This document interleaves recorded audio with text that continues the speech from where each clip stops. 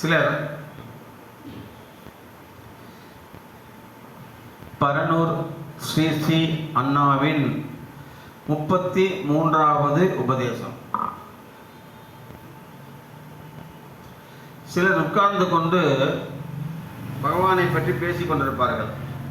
ஒருவன் பகவான் தயாளு என்பான், மற்றவர் இரக்கமற்றவர் என்பான், ஒருவன் பகவானே இல்லை என்பான். அவர்கள் எல்லோரும் சமாதானத்தை வேண்டி ஒரு சாதுவிடம் வந்தனர். அதற்கு சாது ஒவ்வொருவராக கூப்பிட்டு, நீ பகவானை பார்த்திருக்கிறாயா என்று கேட்டார். இல்லை என்று கூறினார். அப்படியானால் பகவானை பற்றி தர்க்கம் செய்து என்ன பயன் என்றார்.